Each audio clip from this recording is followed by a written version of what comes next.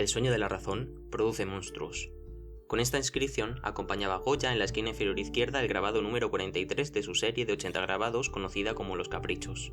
Las referencias a lo onírico y la fantasía de este grabado son obvias. Este interés por lo onírico, la fantasía y los lados oscuros del alma y la mente humanas ha tenido un vasto abanico de herederos en todas las artes, en especial desde el siglo XX de la mano del desarrollo moderno de la psicología. Los surrealistas son seguramente los más conocidos, y en el cine la vanguardia más destacada en este sentido es el expresionismo alemán de los años 20, donde sus decorados retorcidos y el uso de la fotografía y los contrastes nos sumergen en las oscuridades psicológicas de sus personajes y del inconsciente colectivo alemán de la época. Este espíritu expresionista e interés por lo onírico, lo sobrenatural y las oscuridades del alma es recogido casi un siglo después por los hermanos Eggers en El Faro. Triton! Hark! El Faro es la historia de dos fareros, uno veterano interpretado por Willem Dafoe, Thomas Wake, y el otro primerizo, interpretado por Robert Pattinson, Thomas Howard.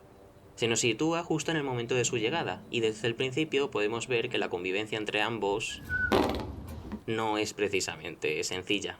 La relación entre ambos personajes es desigual. El personaje de Wake mangonea y ningunea al de Howard y no le deja subir al faro, lo cual supone un punto de fricción. Según avanza la trama, la estabilidad emocional de Howard se va quebrando hasta el momento en el que mata de forma brutal a una gaviota, hecho el cual desencadena de forma definitiva el caos y los malos augurios.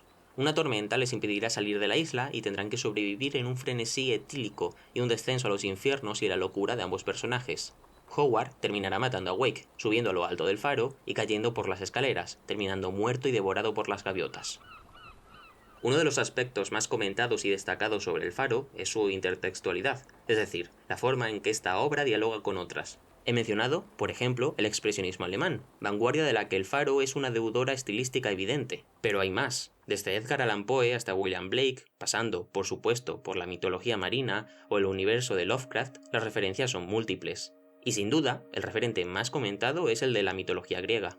Me parece interesante pararme en este último aspecto. El Faro encuentra una rima muy potente en el mito de Prometeo. Los paralelismos entre este y el Faro trascienden de lo meramente referencial, y su último acto es una adaptación casi literal paso por paso del mito. Justo por esto, no me voy a parar a comentar los paralelismos. Es algo muy aparente, una interpretación perfectamente al alcance de cualquiera que se interese un poco por el tema y que, como ya he dicho, ha sido ampliamente comentada por quienes han analizado la película. Sin embargo, me parece interesante pararme en este aspecto por la naturaleza que este paralelismo revela del Faro. El Faro es una historia de conflictos. El paralelismo mencionado revela el conflicto del hombre contra Dios que guarda la trama, o, si se prefiere, el conflicto del hombre con lo sobrenatural.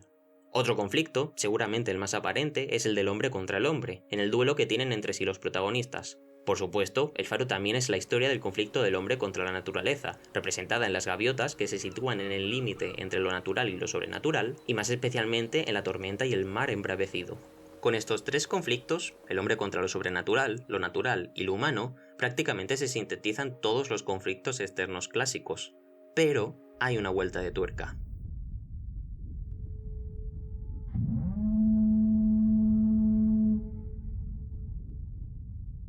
Vamos a hablar de psicología.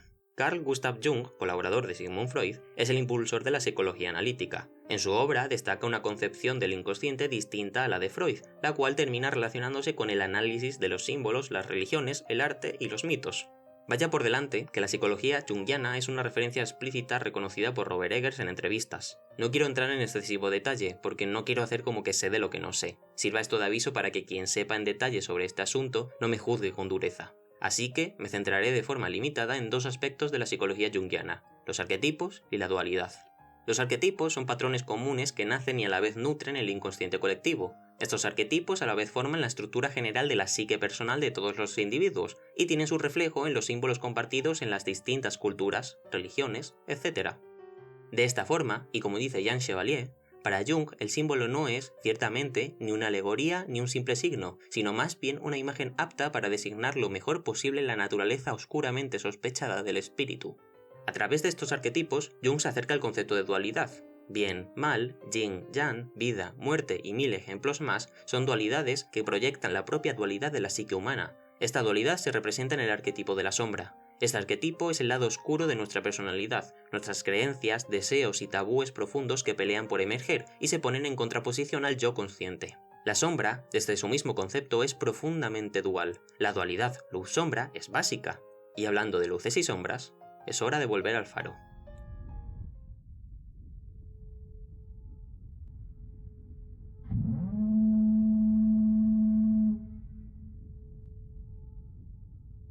Hasta ahora me he centrado en aspectos muy abstractos, pero es el momento de concretar. El Faro es una película de dualidades, y su mejor representación está en el uso del blanco y el negro. El blanco y negro en El Faro tiene una triple función, de ambientación, dando más apariencia de época a la película, expresiva por su potencial estético, y simbólica, en el sentido de la dualidad ya mencionada. Esta dualidad se refuerza por el uso de fuertes contrastes que se emplean en las escenas más potentes con momentos como el monólogo de Wake, que es sencillamente terrorífico. Los conflictos mencionados, Dios, naturaleza, hombre, refuerzan también la dualidad del relato, y aquí entramos en el terreno de las interpretaciones. Una lectura válida es que el conflicto central de la trama, es decir, el de los dos protagonistas, es la representación de la dualidad humana, con lo cual ambos personajes serían en realidad el mismo expresado en su dualidad. Hay muchos aspectos que lo refuerzan, lo similar del pasado de ambos, sus puntos de encuentro y choque, o cosas más aparentes como los nombres. Sin embargo, aunque es una lectura válida, personalmente no me interesa mucho. Es la lectura más obvia, por sí misma no tiene más recorrido, no son personajes tan maniqueos como para que uno sea de forma unívoca la luz y el otro la sombra, y además deja de lado el hecho de que la relación entre ambos es desigual. Es una buena base, pero la dualidad va más allá. Antes de continuar con el tema de la dualidad, quiero pararme en la relación de estos personajes. El Faro tiene, a mi forma de interpretar, 4 protagonistas, y la trama se cuenta con 3 de ellos, que, de forma paradójica, son los secundarios. Estos 3 secundarios son Howard, Wake y la luz.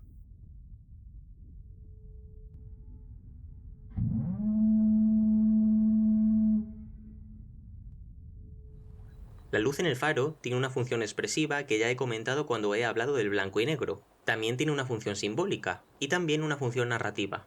La luz es objeto de deseo por parte de ambos personajes, hasta tal punto que Wake se refiere a ella como su esposa, y lo vemos en sutilezas tan maravillosas como que Wake se refiere a ella como she y no como it, dándole validez de sujeto y no de objeto. La luz se sitúa como personaje incluso de forma corpórea, no es ya solo la lámpara del faro, sino que en las cenas y charlas de los dos personajes la fuente de luz, que podría estar fuera de campo, está dentro, y no solo está dentro, sino que se sitúa entre los dos personajes. Hay una relación entre los dos personajes y la luz, pero también se da otra entre ambos personajes, una relación, como ya dije anteriormente, desigual. Wake desprecia a Howard y le da un trato machista. Literalmente le hace sacar brillo a su faro. Si esta metáfora no es ya evidente, esta se refuerza con un giro de contrapicado a picado. Y, tirando del hilo más de la cuenta, al final del trabajo, la cara de Howard queda tal que así.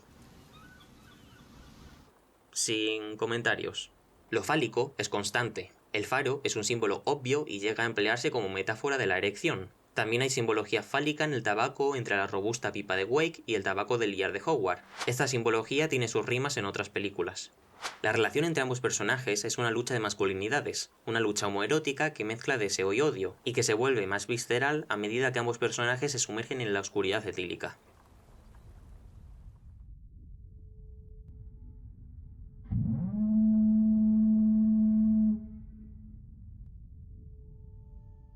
Hablando de oscuridad, volvamos a la dualidad junguiana. Como ya dije, no creo que esta se represente en la contraposición Howard-Wake. Creo que aunque estén en conflicto no están contrapuestos. En todo caso, Howard podría ser el yo consciente y Wake el inconsciente personal, siendo este último, por tanto, la capa superficial del inconsciente que limita con lo más profundo de la psique humana, que guarda y es capaz de hacer emerger palabras textuales, recuerdos perdidos, ideas dolorosas que están reprimidas, percepciones subliminales y, finalmente, contenidos que aún no están listos para la consciencia. Entonces, ¿dónde considero que está la dualidad? La dualidad está contenida en los propios personajes. Su comportamiento, por ejemplo, lo demuestran las sesiones etílicas, donde pasan del amor al odio continuamente. La dualidad del yo consciente se da, como ya dije, con el arquetipo de la sombra, y la sombra es algo que se proyecta. Este plano es el plano que mejor sintetiza la dualidad humana. La sombra nace de Howard y se proyecta empequeñeciéndolo en la comparativa. Es la protagonista del encuadre, y la mirada asustada de Wake se dirige a ella. Está presenciando el lado oscuro del inconsciente que pelea por emerger. Pero si la sombra es algo que se proyecta, ¿sobre qué se proyecta la sombra? Es hora de hablar del entorno.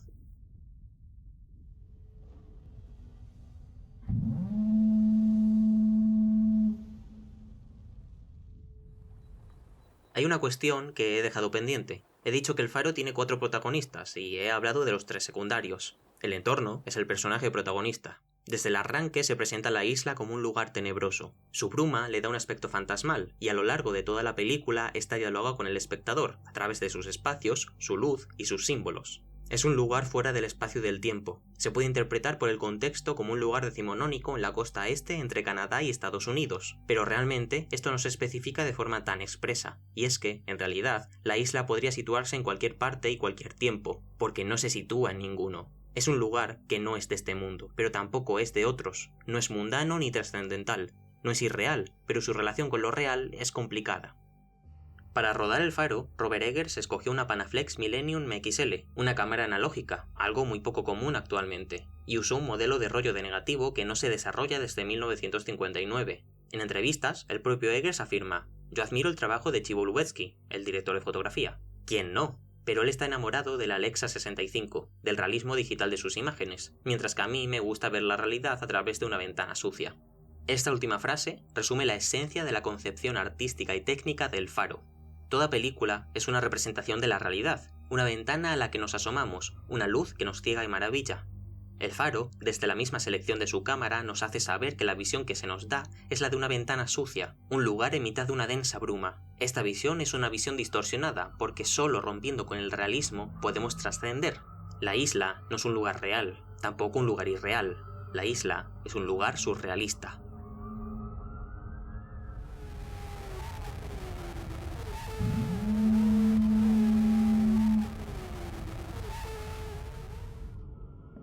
Si hubiera que darle concreción, podríamos decir que la isla es la psique humana. Los momentos en los que los gritos de Howard se solapan con el rugido del faro refuerzan esta idea. Howard acaba allí huyendo de sus errores, huyendo de sí mismo, no es capaz de reconocer su lado oscuro. Eso la atormenta hasta el punto de negar su propia identidad, y justo, por intentar huir de sí mismo, se choca de frente y acaba completamente arrastrado. La bruma interna toma forma física con momentos como en el que Howard tiene que limpiar la fosa séptica. Howard, literalmente, tiene que remover la podredumbre escondida, y se queda absorto observando. Se nos ofrece un plano en zoom suave que nos indica el proceso de inmersión en ese lado oscuro y putrefacto del ser, una realidad espesa y revuelta. De la misma forma, la tormenta en la isla también tiene un sentido simbólico que no hace falta explicar. En la proyección de la sombra surge el choque de la dualidad. Todo sentimiento que nos perturba nace de este choque: la ansiedad, la culpa, la represión, el miedo. Y como reconocer que el conflicto interno es el que lo provoca sería reconocer esa realidad de la que se huye, se busca el origen de estos sentimientos en los conflictos externos. Los conflictos mencionados al principio muestran el carácter dual del relato, pero también muestran cómo el conflicto humano se proyecta hacia el exterior, aunque nazca del interior. Howard descubre que Wake le mintió cuando encuentra la cabeza de su antiguo compañero. Este se horroriza y culpa a Wake de mentirle, cuando en realidad lo que le espanta es que con ese descubrimiento renace el recuerdo de que él también mató a su compañero, y él también miente a Wake. La repulsa de Howard es una repulsa de sí mismo cuando se encuentra frente a su oscuridad. Como diría Buda, todo lo que te molesta de otros seres es solo una proyección de lo que no has resuelto de ti mismo. Esta proyección, por cierto, tiene su rima visual en la simetría axial que se emplea, que combinada con la relación de aspecto 1,19:1, más cuadrado que el clásico 4/3, comprime el espacio, convirtiéndose en una experiencia claustrofóbica.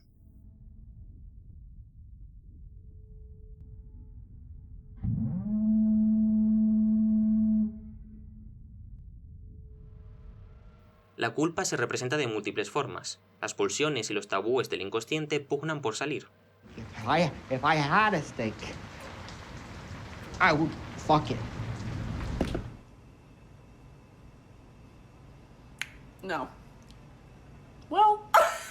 Tabúes como el sexo, muy presentes, perturban a Howard, quien guarda una dualidad sexual. Su pulsión heterosexual se ve en la sirena y en la luz como objeto femenino de deseo. La pulsión homoerótica, como ya comenté, también está presente. La bisexualidad la atormenta y se siente reprimido. Por eso, cuando Wake intenta besarle, actúa con tanta violencia. La violencia es el reflejo de esa represión. Una de las estampas que se recrea en la película es la del cuadro Hypnose, de Sascha Snyder, artista destacado por sus obras sobre el desnudo masculino y el homoerotismo, el cual tuvo que esconder su orientación sexual. Esta estampa, por tanto, también representa esta dualidad, por cierto, con interpretación junguiana en los arquetipos del ánima y el animus, que representan el lado masculino de las mujeres y el femenino de los hombres.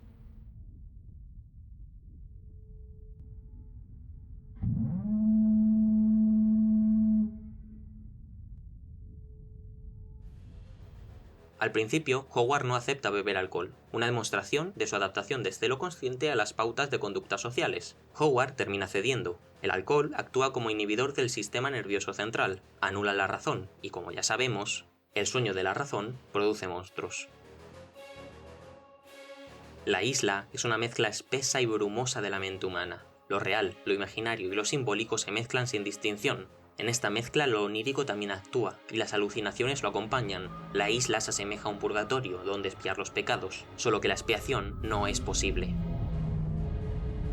El faro es un símbolo fálico, pero también representa un arquetipo junguiano. El arquetipo del caos se representa en la torre. Esta simboliza el castigo, pérdidas y cambios repentinos negativos provocados por la ambición. Torres como la Torre de Babel replican este símbolo, o también está la escalera de Jacob, de la que se habla en Génesis, capítulo 28, versículos 10-22. Esta es fruto de los sueños de Jacob, y tiene su plasmación artística en esta representación de William Blake, artista que, como ya mencioné al principio, es una referencia reconocida por Robert Eggers. La ambición y la soberbia de Howard le lleva a intentar escalar los cielos, a acaparar la luz y destruir la dualidad de su interior. La dualidad de su sombra, intrínseca a lo humano, no puede ser eliminada, y Howard cae.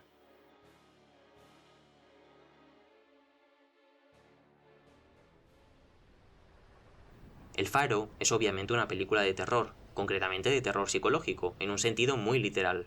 Cuando algo nos provoca terror, angustia, espanto, lo horripilante no reside en el hecho en sí, sino en lo que éste destapa de nosotros mismos. El Faro se sumerge en los recovecos de la mente, de la angustia detrás del autodescubrimiento, de la soledad y lo claustrofóbico de esta. En definitiva, examina los misterios detrás de lo profundo de la condición humana. Nos habla a través de sus espacios y sus símbolos como 100 años antes hizo el expresionismo alemán. Nos adentra en lo onírico, como hicieron los surrealistas para adentrarse en el subconsciente de la mano de las teorías psicológicas de principios de siglo. Y como hizo Goya 2 siglos antes, el Faro nos sumerge en sus claroscuros, adentrándonos en el sueño de la razón y dejando pasar a los monstruos. Me in the parlor and said, won't you be me beau? Hurrah, me yalla gal, do let me go. Oh, do let me go, me gal, do